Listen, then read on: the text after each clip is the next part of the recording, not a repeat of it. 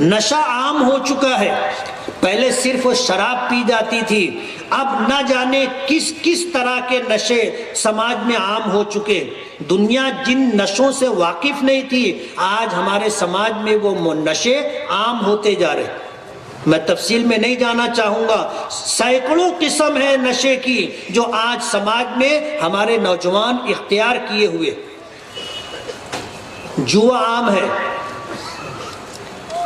حرام طریقے سے کمانا عام ہے، زنا عام ہے. آج سماج میں یہ چیزیں بالکل عام ہیں. میں نے اسی مقام پر پیچھے اصلاح معاشرہ کے جلسے میں ایک بات کہی تھی.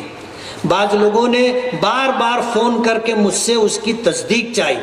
میں نے اس وقت یہ جملہ کہا تھا کہ زنا قرض ہے، زنا قرض ہے. اگر آپ نے اس کا ارتکاب کیا تو یہ قرضہ آپ کے خاندان کی، گھر کی خواتین ادا کریں گی. اللہ اکبر. کسی کی بہن بیٹی کو بے آبرو کرنا، یہ وہ قرض ہے جسے آپ کی بہن بیٹی چکائے گی. بہت سارے نوجوانوں نے میرے اس بات کو سن کر کے فون پر مجھ سے گفتگو کی. کبھی انہوں نے لا علمی میں اور نفس اور شیطان سے مغلوب ہو کر کے اس بات کا ارتکاب کیا، ان کے دل پر یہ بات لگی اور انہوں نے اس بات کا احساس کیا. مجھ سے پوچھا کہ یہ حدیث ہے؟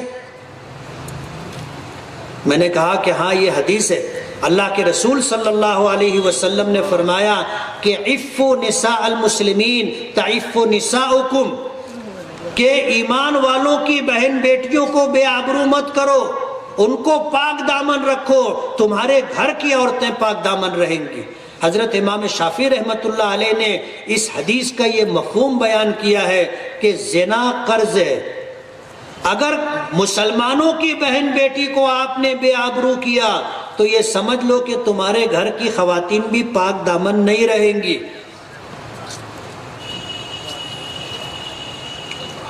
عفوا نساء المسلمین تعف نساؤکم. اسی جگہ سے میں نے یہ پیغام دیا تھا، آج اس کی وضاحت کی. میں یہ کہنا چاہتا ہوں کہ پھر وہی زمانے جاہلیت والی ساری وبائیں، بلائیں اور سارے جرائم عام ہو چکے. نوجوان ہمارے نشے کے عادی ہو چکے، راتوں رات مالدار بننے کے لیے جوئے کے عادی ہو چکے، مختلف نشوں کا شکار ہو کر کے اور موبائل پر بلو فلمیں دیکھ کر کے آج سماج اور معاشرے میں ہماری ماؤں اور بہنوں کو بے آبرو کرنے کے پیچھے لگے رہتے. میرے اس پیغام کو نوٹ کر لیں کہ زنا قرض ہے. اگر آپ نے یہ قرض لیا تو یہ قرض آپ کے خاندان کی، آپ کے گھر کی عورتوں کو ادا کرنا پڑے گا. ایک صحابی ایک شخص حضور کی خدمت میں آئے اور آ کر کہنے لگے کہ میں ایمان قبول کروں گا، میری ایک شرط ہے. نبی کریم صلی اللہ علیہ وسلم نے پوچھا کیا شرط ہے؟ کہا کہ میں ایمان قبول کروں گا لیکن اس شرط پر کہ مجھے زنا کی اجازت دی جائے. صحابہ کرام گرم ہو گئے. حضرت عمر نے تلوار نکال لی، آگے بڑھنے لگے. حضور نے روکا، مہ یا عمر، عمر رکو. اور پھر اس شخص کو قریب بلایا اور قریب بلانے کے بعد اپنا دست مبارک اس کے سینے پر، چھاتی پر زور سے مارا اور ہاتھ وہیں رہنے دیا اور یہ پوچھا کیا تم اس بات کو پسند کرو گے کہ کوئی تمہاری ماں کے ساتھ زنا کرے؟ اس شخص نے کہا کبھی بھی نہیں. پھر آپ نے پوچھا کیا تم اس بات کو گوارا کرو گے کہ کوئی تمہاری بیوی کے ساتھ زنا کرے؟ اس شخص نے کہا کہ کبھی بھی نہیں. پھر حضور نے پوچھا کیا تم سے یہ برداشت تو ہو سکے گا کہ کوئی تمہاری بہن کے ساتھ زنا کرے؟ اس شخص نے کہا کہ کبھی بھی نہیں. حضور نے فرمایا کیا تمہاری غیرت اس بات کو برداشت کرے گی کہ کوئی تمہاری بیٹی کے ساتھ زنا کرے؟ تو اس شخص نے کہا کہ نہیں. تو حضور نے فرمایا کہ جس عورت کے ساتھ تم زنا کرو گے یا تو وہ کسی کی ماں ہوگی یا کسی کی بیٹی ہوگی یا کسی کی بہن ہوگی یا کسی کی بیوی ہوگی. جب تم اپنی ماں اپنی بیوی، اپنی بہن اور بیٹی کے ساتھ زنا برداشت نہیں کر سکتے تو پھر کون ہوگا جو زنا کو برداشت کرے گا؟ تم جس عورت کے ساتھ زنا کرو گے وہ یا تو کسی کی ماں، بیوی، بہن اور بیٹی ہوگی۔ وہ صحابی کہتے ہیں کہ اللہ کے رسول صلی اللہ علیہ وسلم نے میرے سینے پر ہاتھ رکھا، اس ہاتھ کی ٹھنڈک آج تک میں اپنے سینے میں محسوس کرتا ہوں۔ اور پھر یہ بات کہی کہ اسلام قبول کرنے سے پہلے مجھے زنا سب سے زیادہ محبوب لگتا تھا، لیکن اسلام قبول کرنے کے بعد اور حضور کے دست مبارک کی برکت سے آج تمام گناہوں میں سب سے زیادہ بدترین گناہ اگر میرے نزدیک کوئی ہے تو وہ زنا ہے۔ نبی کریم صلی اللہ علیہ وسلم کی جوانی ہمیں یہ پیغام دیتی، ہمیں جوانی میں کتنی طاقت ہے ہم میں کہ ہر شخص کو پتہ ہے۔ میرا ایک ساتھی ہے، میں نے اس کی 2 بیویاں ہیں، تو میں نے اس سے پوچھا تھا کہ یار تو نے دوسری شادی کیوں کی؟ تو اس نے کہا کہ ایک کم پڑتی تھی۔ میں نے کہا اب دوسری کر لیا تو؟ بولے اب 2 زیادہ ہو گئی۔ اور یہ صرف اس کا ہی نہیں، ہر ہندوستانی کا مسئلہ ہے، برا مت ماننا۔ ہر ہندوستانی کے لیے تقریباً یہی بات ہے۔ دنیا بھر کے مردوں کا سروے کیا گیا، اس سروے میں یہ بات ہے کہ ہندوستانیوں کو جو طاقت ملی ہے اس اعتبار سے ان کے لیے ایک بیوی کافی ہے۔ اور میری بات سے وہ لوگ اتفاق کریں گے جن کی 2 بیوی ہے۔ 2 بیوی کرنا منع نہیں ہے، 3 اور 4 تک کی شریعت نے اجازت دی ہے، لیکن اس کے لیے شرطیں۔ سب سے پہلی شرط جو ہے عدل اور انصاف ہے۔ عدل اور انصاف کہ اگر تم اپنی 2 بیویوں کے ساتھ یا 2 سے زائد بیویوں کے ساتھ پورا انصاف کر سکو گے تو تم دوسرا، تیسرا، چوتھا نکاح کرو، اور اگر انصاف نہ کر سکو تو پھر دوسرا، تیسرا نکاح مت کرو۔ اور قرآن کریم میں علماء کرام بیٹھے ہیں، ان کی موجودگی میں ان کے حوصلے کے ساتھ قرآن کریم کی وہ آیت میں سناؤں گا، وَلَن تَسْتَطِيعُوا أَن تَعْدِلُوا بَيْنَ النِّسَاءِ وَلَوْ حَرَصْتُمْ۔ اللہ پاک فرماتے ہیں کہ تم اپنی عورتوں کے درمیان انصاف کر سکو گے، ایسا تمہارے لیے بہت مشکل ہے۔ وَلَن تَسْتَطِيعُوا، تم اس کی ہرگز استطاعت نہیں رکھتے۔ عربی زبان کا لفظ ہے، عربی جاننے والے اس بات کو سمجھتے ہوں گے۔ سرکار دو عالم صلی اللہ علیہ وسلم نے 1 سے زائد نکاح فرمایا ہے اور ہماری شریعت نے اس کی اجازت دی ہے۔ اس لیے دوسرا نکاح کرنے والے، تیسرا اور چوتھا نکاح کرنے والوں کو ہم اپنی گفتگو کا موضوع نہ بنائیں۔ آج سماج میں ایسا ہو گیا کہ اگر کوئی زنا کرتا ہے اس کو اتنا برا نہیں سمجھا جاتا، لیکن اگر کسی نے ضرورت کی وجہ سے دوسرا نکاح کر لیا تو ہر جگہ موضوع بحث رہتا ہے۔ اچھے لوگوں کا پیٹ وزندار ہو جاتا، اور پھر کوئی آتا ہے تو پوچھتے معلوم ہے وہ شکیل بھائی ہے نا، شکیل کیسٹ والے نہیں ہے، میں نے تو ایک نام یوں ہی لے لیا۔ پھر ہم مسلمانوں کا یہ موضوع بن جاتا ہے کہ اگر کسی نے دوسرا نکاح کیا اس کی اپنی کیا ضرورت اور مجبوری ہے اس کو معلوم، لیکن سماج میں کیا عوام اور کیا خواص سب کا یہ موضوع بن جاتا ہے کہ لوگ گفتگو شروع کر دیتے۔ پیٹ جب تک بول نہیں لیتے ہلکا نہیں ہوتا۔ موضوع بحث وہ شخص بن جاتا ہے، حالانکہ یہ چیز معیوب نہیں ہے۔ آپ سمجھ لیں کہ یہ چیز معیوب نہیں ہے۔ دوسرے نکاح کو برا سمجھنا اور دوسرا نکاح کرنے پر منفی تبصرہ کرنا، اگر کوئی شخص اس بات کا ارتکاب کرتا ہے تو اندیشہ ہے کہ کہیں وہ ایمان سے محروم نہ کر دیا جائے۔ اس لیے کہ اللہ پاک نے فرمایا ہے فَانْكِحُوا مَا طَابَ لَكُمْ مِنَ النِّسَاءِ مَثْنَى وَثُلَاثَ وَرُبَاعَ، کہ تم 1، 2، 3، 4 عورتوں سے نکاح کرو، کب؟ جب انصاف کر سکتے ہو تو۔ اور خود ہمارے آقا نے ایک سے زیادہ نکاح فرمایا ہے، اس لیے ایک سے زیادہ نکاح کرنے والوں کو اپنے منفی تبصروں کا عنوان نہیں بنانا چاہیے۔ نکاح کیا ہے، جائز طریقے سے اپنی ضرورت پوری کر رہا ہے۔ آج سماج میں زنا کرنے والوں کو اتنا معیوب نہیں سمجھتے، اتنا اس پر تبصرہ نہیں کرتے جتنا دوسرا نکاح کر لینے پر کرتے۔ میری اس گفتگو سے یہ مت سمجھنا کہ میں نے کر لیا ہے۔ بہت سارے لوگ جب اس طرح کی بات ہوتی ہے تو کچھ لوگ کہتے ہیں کچھ لگا تو بولے کچھ ہے، اور کچھ لوگ ایسا کہنے لگتے ہیں بولے ماحول بنا رہے ہیں، ماحول بنا رہے ہیں۔ میں یہ کہنا چاہتا ہوں ہمارے نوجوان دوستوں سے کہ آج سماج میں وہ ساری برائیاں جو کبھی زمانہ جاہلیت میں تھیں آج عام ہو چکی۔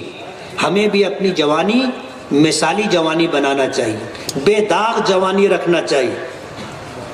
پاک دامنی بہت مقبول صفت ہے اللہ کے نزدیک۔ اپنے گھر کا ماحول ایسا بنائیں، اپنی بچیوں کی، اپنی بہنوں کی، اپنے خاندان اور گھر کی خواتین کی عزت و حرمت اور عصمت کی حفاظت ہماری سب سے بڑی ذمہ داری ہے۔ سماج کے افراد کو اس بات کی طرف توجہ دینا چاہیے۔ ہم اپنی ماؤں سے، بہنوں سے اور اپنی بیٹیوں سے یہ درخواست کرنا چاہیں گے کہ سب سے پہلے وہ پردے کا اہتمام کریں، اس لیے کہ بے پردگی کی وجہ سے جب کوئی اجنبی شخص کسی عورت کو دیکھتا ہے اور یہ نظر جو ہوتی ہے یہی سب سے پہلا سبب ہوتا ہے جو ایک اجنبی مرد اور عورت کے درمیان تعلق کی بنیاد بنتا ہے۔ اللہ کے رسول صلی اللہ علیہ وسلم کا ارشاد مبارک ہے کہ نگاہ شیطان کے تیروں میں سے ایک تیر ہے، یہیں سے شروعات ہوتی ہے۔ اگر آپ نے کسی عورت کو، خاتون کو دیکھا نہیں ہے تو کبھی کوئی اس کے تعلق سے برائی آپ کے دل میں نہیں آئے گی، لیکن جب آدمی دیکھتا ہے پھر یہاں سے ابتدا ہوتی ہے۔ تو میں اپنی ماؤں اور بہنوں سے کہنا چاہوں گا کہ ہم پردہ کریں، پردے کو عام کریں۔ اپنے گھر میں بچیوں کو جب وہ 10 سال کی عمر کو ہو جائیں تو ان سے پردہ کروائیں، یہ شریعت کا حکم ہے۔ اس لیے کہ شریعت نے بچہ ہو یا بچی ہو اس بات کا حکم دیا کہ 7 سال کی عمر ہو تو اس کو نماز پڑھنے کی تاکید کی جائے، اور جب 10 سال کی عمر ہو جائے تو نماز نہ پڑھنے پر سختی کی جائے۔ اور یہ بھی فرمایا کہ سگے بھائی بہن جب اس عمر کو پہنچ جائے کہ 10 سال کی عمر ہو گئی ہے بھائی کی اور بہن کی تو ان کا بستر الگ کر دیا جائے۔ 10 سال کی عمر ہو جانے پر سگے بھائی بہن کو بھی ایک ساتھ سونے کی شریعت اجازت نہیں دیتی۔ یہ وہ سارے احکامات ہیں جس پر عمل کرنا پاک دامنی تک انسان کو پہنچاتا ہے۔ اس لیے اس بات کو توجہ کے ساتھ پیش نظر رکھنا چاہیے کہ سماج اور معاشرے کو برائیوں سے پاک کرنے کے لیے ہمارے نوجوانوں کو آگے آنا ہوگا۔ ہمارے یہ نوجوان آگے آئیں گے تو ہی زمانے کا رخ بدل سکیں گے۔ جو عمر دراز ہو چکے ہیں اب ان میں ہمت اور حوصلہ باقی نہیں رہا۔ ہمارے نوجوانوں کو اللہ نے یہ ہمت اور حوصلہ دیا ہے کہ اپنی ذات سے ابتدا کریں، اپنی ذات سے ابتدا کریں کہ اچھائی کی، بھلائی کی شروعات ہم خود کریں، اور اپنے دوستوں میں ایسا ماحول بنائیں کہ دوستوں میں ماحول بنائیں، اور ماحول بنا کر کے ہم اس چیز کو عام کریں کہ ہمارا سماج اور معاشرہ نشے سے، ہمارا سماج اور معاشرہ شراب سے، ہمارا سماج زنا سے، جوئے سے اور اس طرح دیگر گناہوں سے پاک ہو سکے۔ سیرت کا یہ پیغام ہے۔ کسی نے پرچی بھیجی ہے کہ جنت میں جانے حضرت کی پہلی بیوی قیامت کے دن ساتھ رہے گی اور دوسری نہیں، اس بات کی کیا حقیقت ہے؟ یہ بات غلط ہے۔ جنت میں جتنی بیویاں ہوں گی سب اپنے شوہر کے ساتھ رہیں گی، تمام بیویاں۔ کسی نے اگر 2 نکاح کیا ہے تو دونوں بیویاں جنت میں اس کے ساتھ رہیں گی۔ حضور کی 11 بیویاں تھیں، 11 کی 11 حضور کے ساتھ جنت میں رہیں گی۔ اس کے علاوہ اللہ پاک مزید اعزازات عطا کرے گا۔ اس لیے یہ بات کہ پہلی بیوی جنت میں ساتھ رہے گی دوسری نہیں رہے گی، پھر وہ کس کے ساتھ رہے گی؟ اس لیے یہ غلط بات ہے۔ جتنی بیویاں ہیں ساتھ میں رہیں گی۔ علماء نے لکھا ہے کہ اگر کسی عورت کے ایک سے زائد نکاح ہوئے، جو سوال آپ کی طرف سے نہیں آیا میں آپ کو بتا دوں، کوئی ایسی عورت تھی کہ اس کو پہلے شوہر نے طلاق دے دی، اس نے دوسرے سے نکاح کیا، یا پہلے شوہر کا انتقال ہو گیا وہ دوسرے کسی شخص کے نکاح میں آ گئی، تو اب یہ کس کے ساتھ رہے گی؟ اللہ پاک اس خاتون کو اختیار دیں گے، یہ جنت میں جائے گی تو اس کو اختیار دیں گے کہ یہ جنت میں اپنے مرحوم شوہر کے ساتھ، جس کے ساتھ پہلے نکاح میں تھی، اس کے ساتھ رہنا چاہے تو اس کے ساتھ رہے، یا بعد والے شوہر کے ساتھ رہنا چاہے تو رہے، اللہ اسے یہ اختیار دے گا۔ سبحان اللہ۔ اب ظاہر بات ہے جو اپنی بیوی کے حق میں زیادہ بہتر ہوگا، بیوی اس کے حق میں فیصلہ کرے گی۔ یہ وہ حکم ہے جس کے در پردہ، جس کے پیچھے یہ پیغام بھی ہے کہ ہمیں اپنی بیویوں کے ساتھ اچھا سلوک کرنا چاہیے۔ نبی کریم صلی اللہ علیہ وسلم نے فرمایا خیرکم خیرکم لأہلی وانا خیرکم لأہلی، کہ تم میں سب سے بہتر شخص وہ ہے جو اپنی بیوی کے ساتھ، اپنے گھر والوں کے ساتھ بہتر سلوک کرتا ہوں، اور میں تم میں سب سے بہتر ہوں، میں اپنے گھر والوں کے ساتھ تم میں سب سے زیادہ بہتر سلوک کرتا ہوں۔ جو لوگ اپنی بیویوں کو مارتے ہیں، وہ ہمارے نوجوان جو معمولی بات پر بیوی کو گالیاں دیتے ہیں، بیوی کو مارتے ہیں، طلاق دینے کی دھمکی دیتے ہیں، وہ سیرت کے اس گوشے سے اور حضور کی سیرت کے اس حصے سے اور آپ کی حدیث سے یہ سبق لے کہ اللہ پاک نے اس صنف نازک کو تمہارا ماتحت بنایا اور تمہیں قوام کی حیثیت دی ہے، تم کما کر کے لاتے ہو، بیوی کا بچوں کا خرچ پورا کرتے ہو، بیوی تمہاری خدمت کرتی ہے، تمہاری اطاعت کرتی ہے، تمہاری فرما برداری کرتی ہے، جو اس کی ذمہ داری نہیں ہے وہ ذمہ داری پوری کرتی ہے، تمہیں کھانا پکا کر کے کھلاتی ہے، تمہارے کپڑے دھوتی ہے، تمہارے گھر کی صاف صفائی کرتی ہے، تمہارے بچوں کو دودھ پلاتی ہے، ان کی تربیت اور تعلیم کی فکر کرتی ہے، یہ اضافی طور پر خدمت کرتی ہے۔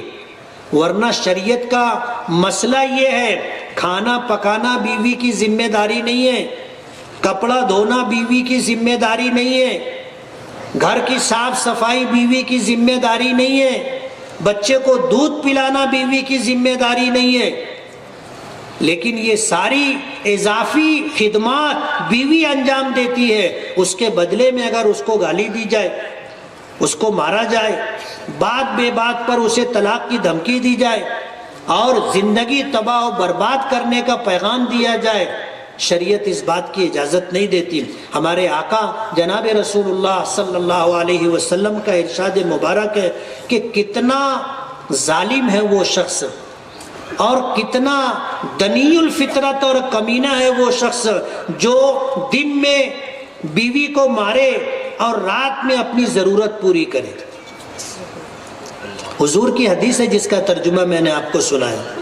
اللہ کے رسول صلی اللہ علیہ وسلم نے ایسے لوگوں کو جو بیوی کو گالیاں دیتے ہوں، جو بیوی کے ماں باپ کو گالیاں دیتے ہوں، جو بیوی کو تانے دیتے ہوں اور جو بیوی کو مارتے ہوں اور طلاق کی دھمکی دیتے ہوں اور بے گھر کر دینے کا پیغام دیتے ہوں، ایسے لوگوں کو اپنے بارے میں سوچ لینا چاہیے کہ ان کے بارے میں نبی کریم صلی اللہ علیہ وسلم نے کیسے الفاظ استعمال کیے۔ اس لیے ہمیں اپنے گھر والوں کے ساتھ بہترین سلوک کرنا چاہیے۔ میں اپنے نوجوانوں سے یہ کہنا اور بتانا چاہوں گا کہ جس خاتون کو طلاق دے دی جاتی ہے ان میں سے 90% خواتین ایسی ہوتی ہیں جن کا مستقبل تاریک ہو جاتا ہے، جن کے آگے کی زندگی تباہ و برباد ہو جاتی ہے۔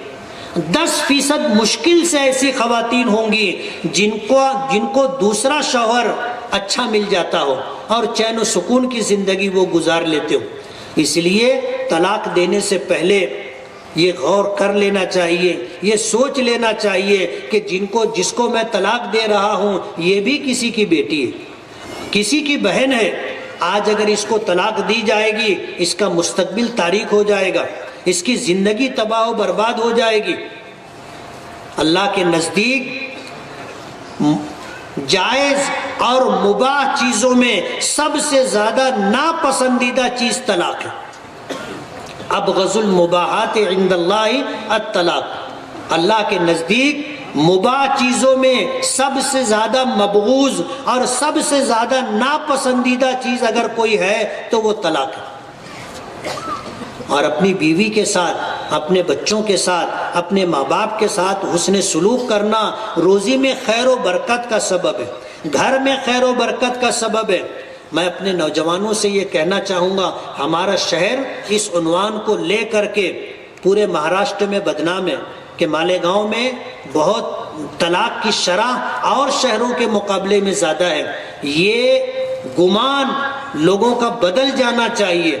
ہمارے نوجوانوں کو یہ سمجھ لینا چاہیے، شادی سے پہلے جتنی تحقیق کرنی ہے، چھان پھٹک کرنا ہے کر لے، اور پھر اس کے بعد زندگی نبھائیں، زندگی نبھائیں، بیوی کو نبھائیں۔ عیب سے پاک اللہ کی ذات ہے، عیب سے پاک اللہ کی ذات ہے۔ ہر ایک میں کچھ نہ کچھ کمی، کچھ نہ کچھ عیب ہوتا ہے۔ آج اگر ہم اپنی بیوی کے عیب کو چھپائیں گے، اللہ ہمارے عیبوں کو چھپائے گا۔ آج ہم اپنی بیوی کو اگر نبھائیں گے، اللہ ہمیں نبھائیں گے۔ ہم اپنی بیوی کو معاف کریں گے، اللہ ہمیں معاف کرے گا۔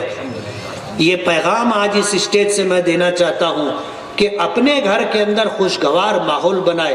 ہماری مائیں اور بہنیں اس بات کو لے کر کے بہت دکھی ہیں کہ ان کی بیٹیوں کو اور ان کے گھر میں گھر کی خاندان کی بچیوں کو معمولی بات پر طلاق دے دی جاتی ہے، پھر اس عورت کی، اس بچی کی زندگی تباہ و برباد ہو جاتی ہے۔ میں آپ سے پوچھنا چاہوں گا، اگر تم نے کسی کی زندگی برباد کی ہے تو تم شاد اور آباد رہ سکو گے؟